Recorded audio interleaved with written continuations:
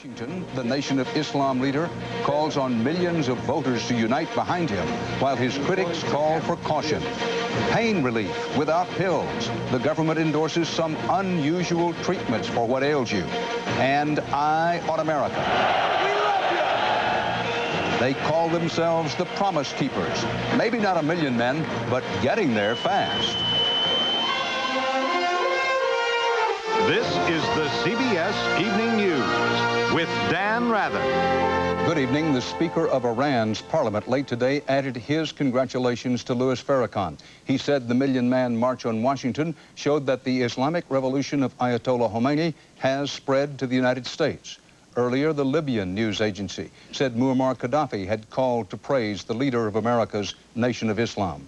Farrakhan himself was in Washington calling on followers to register to vote. He's trying to capitalize on the earned success of his march and expand his influence among African Americans, remaining his main problem, his own past.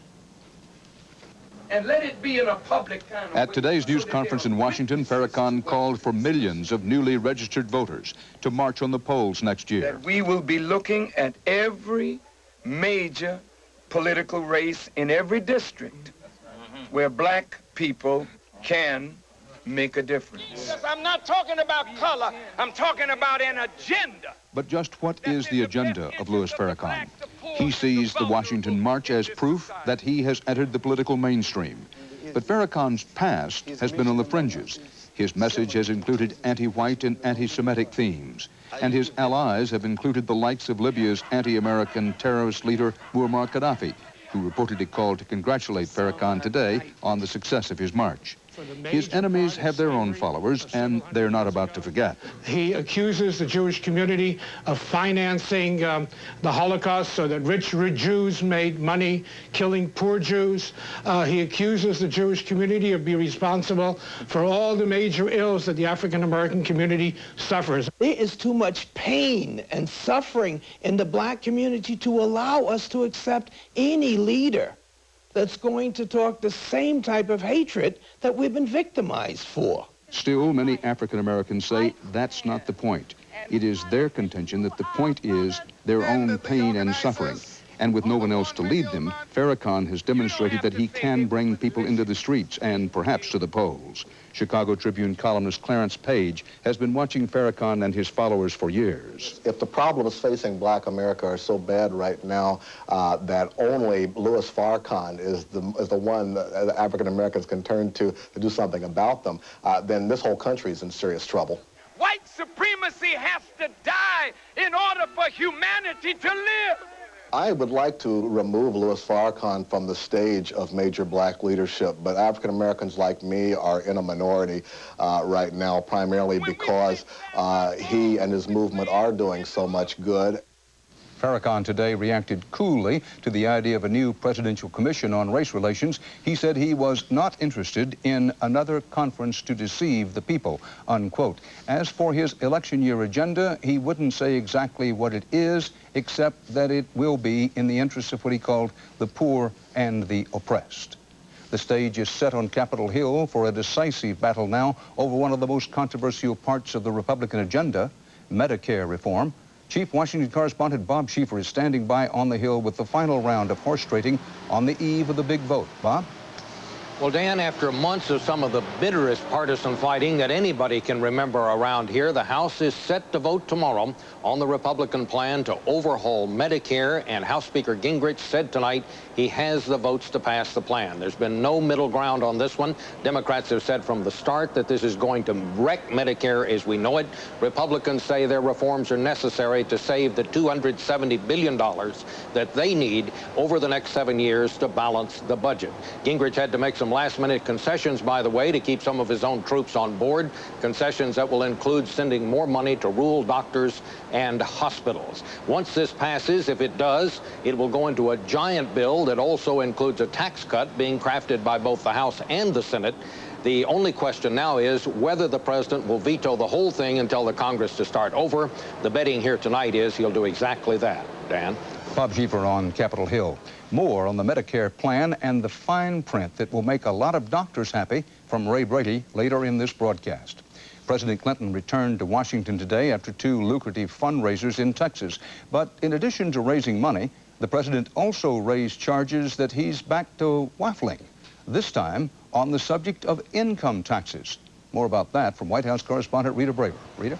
That's right, Dan. For the first time last night, President Clinton criticized his own 1993 Tax the Rich budget plan.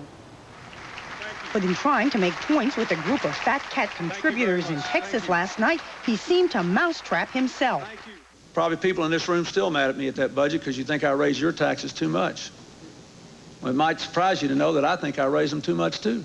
President Clinton claimed the Republicans made him do it by refusing to compromise in '93. He also insisted raising taxes was the right thing to do, had boosted the economy and lowered the deficit. But in the heat of the current budget battle, Republicans quickly turned Mr. Clinton's remarks into a question of presidential credibility.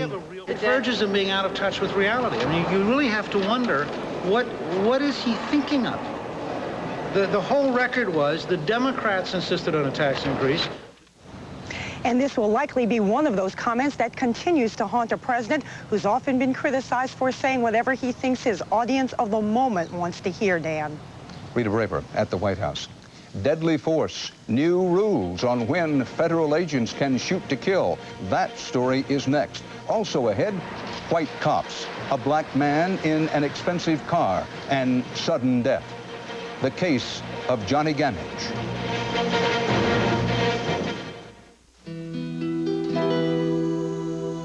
A sparkling ship on crystal waters is coming. Absolutely gorgeous. It was so much fun. The perfect lobster is coming. Our waiters, they would do anything for us, any time. Perfection is coming. It's like a gift from the captain. Memories are coming. 7 days in Royal Caribbean's Caribbean are coming. You've got some Royal Caribbean coming. My wife's an outstanding dentist. She said, you have to try Mentadent toothpaste. Mentadent is the only fluoride toothpaste with baking soda and peroxide in a pump. There were these tiny bubbles that get between the teeth. It was like a shot of fresh air. Mentadent. It works. Tonight at Red Lobster. We're gonna, ooh, yeah. We're gonna, yeah. With our 2 dozen shrimp, just $8.99. Roasted shrimp with fresh veggies, plus scampi and fried shrimp. Our 2 dozen shrimp, just $8.99. Red Lobster tonight. Stung by the deaths at Ruby Ridge, Idaho, the U.S. Justice Department today reined in the use of deadly force by federal agents. Officials made it clear that FBI special rules of engagement in force that day in Idaho will no longer be tolerated. Jim Stewart has our report. The next time federal agents pull their weapons, they'll be operating under a new set of rules about when they can pull the triggers as well. After a 1992 shootout with white separatist Randy Weaver near Ruby Ridge, Idaho, federal officials discovered agents on the ground had conflicting orders about when and who they could shoot. The rules of engagement adopted for Ruby Ridge were so poorly worded that they could have been interpreted to direct agents to act contrary to the Bureau's deadly force policy. So today, the Justice Department restated the policy and added some detail, 7 pages worth. Essentially, it says deadly force can be used only when necessary and only when agents have a reasonable belief they or someone else are in imminent danger. It spells out conditions under which fleeing felons and escaping prisoners may be shot, and also discourages warning shots while encouraging the use of non-lethal force and verbal warnings when possible. And while it may be open to interpretation, it is not open to revision, agents were warned. Henceforth, Bureau agents will be guided solely by the Department's uniform deadly force policy, which may be further restricted but never expanded by on-scene commanders. The rules appear designed not so much for incidents like this bloody shootout with bank robbers in Florida as for encounters with a political edge, like the siege of the Branch Davidians or this revolt by Cuban inmates at an Alabama prison. Only critics now wonder if agents have too much to remember. At some point, you have to put the agents in the front trenches. You have to take them off the leash and give them the judgment call as to when to shoot or not shoot. Putting the FBI and other federal lawmen on a shorter leash seems precisely the intent of these latest rules. Ruby Ridge was a tragedy turned into an embarrassment for the government, and federal lawmen are now going to pay for that. Jim Stewart, CBS News, Washington. An incident outside Pittsburgh last week that may have involved deadly force is sparking an uproar. A black motorist was pulled over by white police, and before it was over, the driver, a cousin of a Pittsburgh Steeler, was dead. Jacqueline Adams reports on the grief and the questions at today's funeral. Amid both anger and prayers for racial harmony, Lord didn't kill, Lord didn't rob us of Johnny Gamage. 31-year-old Johnny Gamage was laid to rest today. Hate took Johnny Gamage away from us. Gamage died of what the coroner called compression of the neck and upper chest. He died after being stopped by police while driving his cousin's Jaguar in a largely white Pittsburgh suburb. Today, the FBI, local authorities, and especially the cousin, Pittsburgh Steelers defensive tackle Ray Seals, are asking a too familiar question. Why has another black man died at the hands of white cops? Nobody should be pulled over and dead 15 minutes later after a traffic violation. Police said Gamage was driving erratically, but autopsy results showed no traces of drugs in his system and only an insignificant amount of alcohol, the equivalent of 1 drink.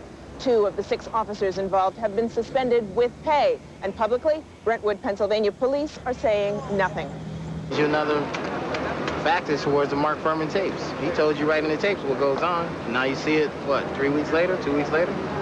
Before the funeral, Seals hired a pathologist once involved in the John F. Kennedy case. He's theorized that Gamage was killed possibly with a billy club. Generally speaking, if you're talking about compression as opposed to strangulation, you would be talking about the utilization of some kind of instrumentality. And if it's police, then obviously you're going to think first of something like billy club or nightstick. For his part, Seals is not accusing police of racism. Indeed, his father is a Syracuse, New York policeman. But Seals and his family have filed a civil suit in what they say is the pursuit of justice. Justice needs to be served. Seals says he'll dedicate his football season to Gamage, and today, in a final tribute, he buried his cousin with his Steelers jersey. Jacqueline Adams, CBS News, Syracuse, New York.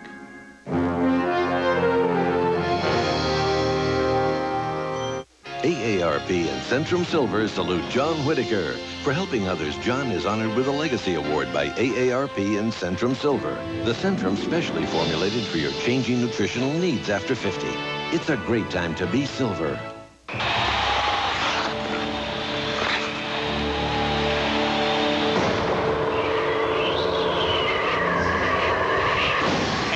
More relief than the regular strength of Bayer or Tylenol. Anacin, when you really got a headache. It's 1923. A young insurance company resolves an industry problem with new thinking and transforms the industry.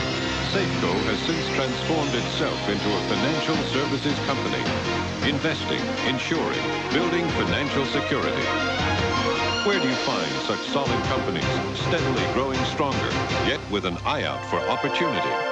Actually, there's a list of them printed every day. NASDAQ, the stock market for the next 100 years.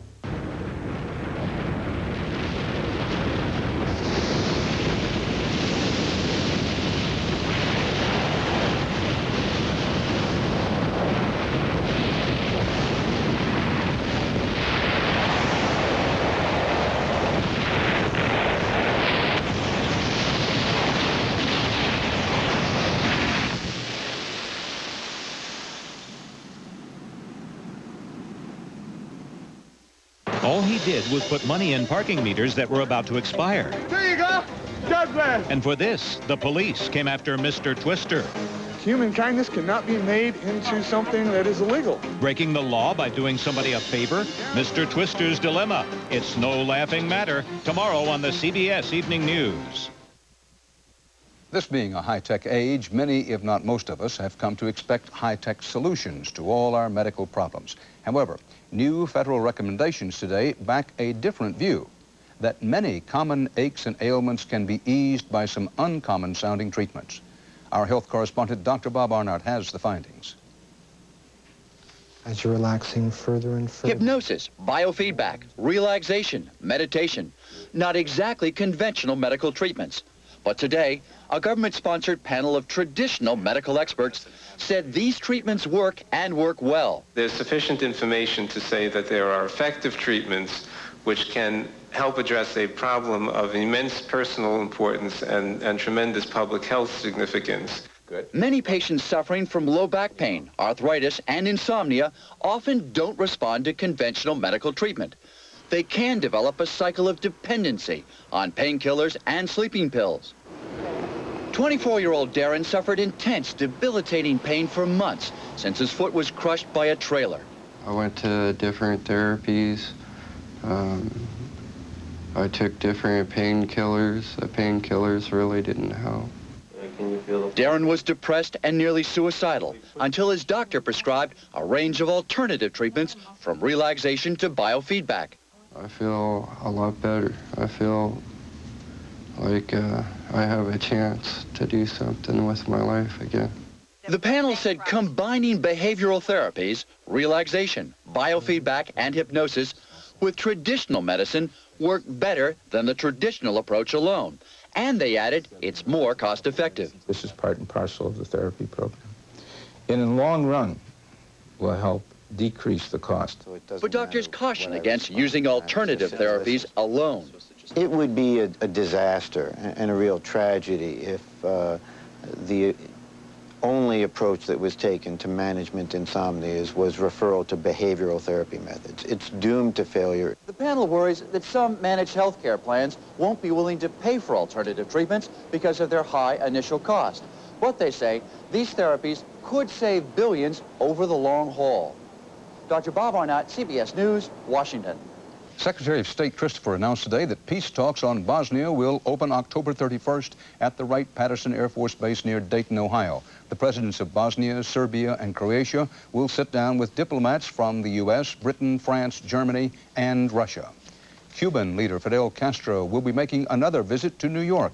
The State Department says it is granting Castro a visa, allowing him to fly to New York next weekend to address the United Nations General Assembly. This nation's trade deficit dropped 21% in August to just under $9 billion. That's the smallest monthly trade gap of the year.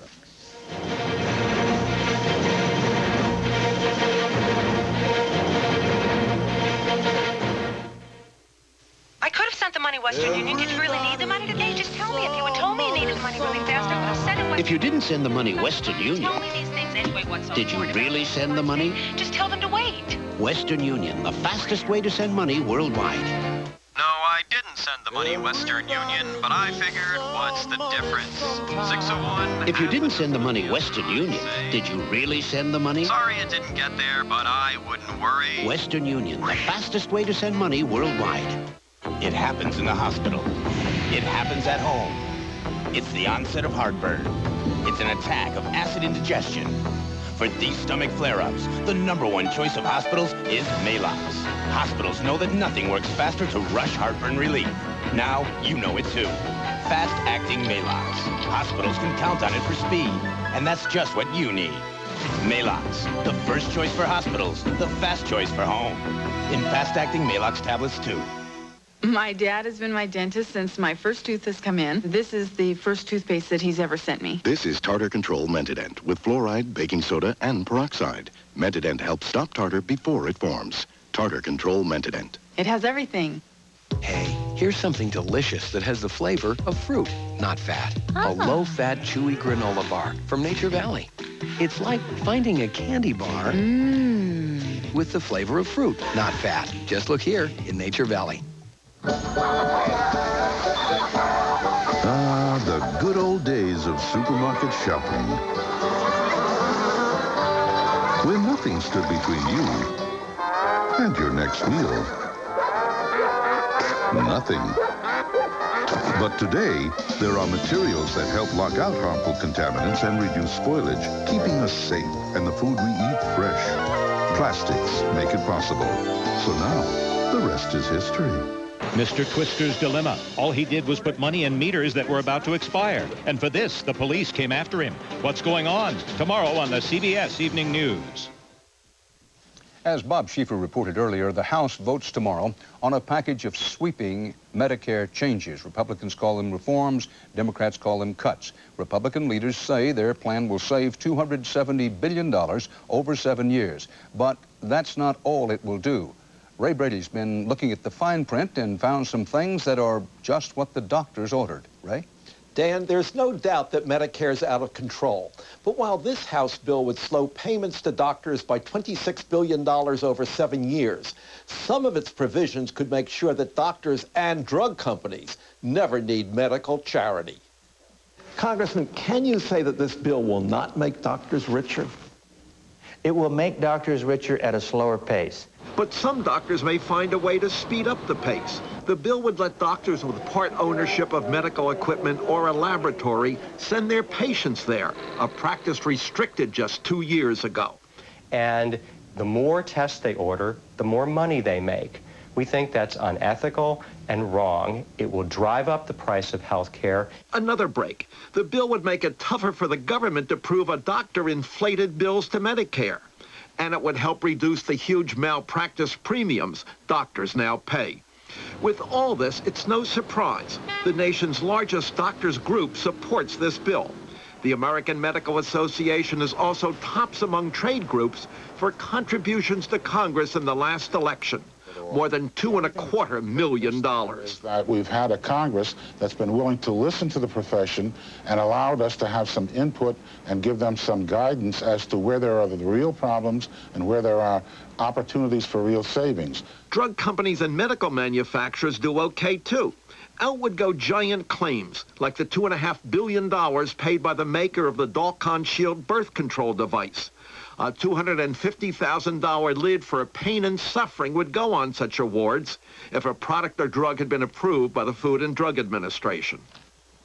All in all, the House bill would save money for the federal government. The danger is patients not covered by government programs may find that any shortfall to the medical establishment is being made up by them. Dan? Ray Brady in his office. Still ahead. Eye on America, followers of a former football coach who promised to hold their own million-man march. Traces of crimson on your toothbrush, bleeding gums. It's caused by germs. Listerine kills them. It helps prevent the gum disease, gingivitis. Kill the germs, spare your gums. Listerine, the power of prevention. Introducing the only denture cleanser with Listerine ingredients, New Epident Plus to fight denture odor. It kills 99.9% of the germs that cause denture odor, so you can get this close. New Epident Plus. Kill the germs, kill the odor. Crispix for me? Thank you. Elizabeth says Crispix won't get soggy in milk. We'll see. Starts off crispy. So far, you're right, Elizabeth, but still crispy. Okay, but reality will soon set in. Kellogg's Crispix cereal. Delicious corn and rice that stays crispy to the end. Last bite, gonna be mushy, soggy. Hey, it's still crispy. More Crispix, Daddy? Thanks. You're a doll. You too, Elizabeth. Once there were only two guarantees in life, death and taxes. I can help you with the taxes, and now I can tell you about a third guarantee. The 100% satisfaction guarantee at Comfort Inns and Suites. If your room isn't right, they'll make it right, or the night's on them. That's right, a refund. For Comfort satisfaction guarantee and free continental breakfast, call 1-800-228-5150. In this case, I can't offer to come with you. Darn it. When you have arthritis, like we do, what you want most is relief. And that's just what we get with Arthritis Foundation pain relievers. I knew I could trust it when I saw the Arthritis Foundation seal on the package. Now, there are 4 different medicines. Aspirin-free, ibuprofen, safety-coated aspirin, and nighttime. They're all terrific. And part of the purchase price goes to research to find a cure. What other medicine does that? Arthritis Foundation pain relievers for relief you can count on until we find a cure. It's wonderful medicine. It is. Many Cleveland baseball fans waited a lifetime for this, and today it was worth it. The Cleveland Indians brought the pennant home from Seattle, American League champions for the first time since 1954. The Cleveland Indians take on the Atlanta Braves in the World Series starting Saturday. Thousands of African Americans are home now from Monday's controversial Million Man March with new commitments to God, family, and community. A movement founded by a born-again football coach has been sending a similar message to a mostly white audience and drawing some praise and some criticism for it. Frank Courier looks at the playbook of the Promise Keepers in tonight's Eye on America.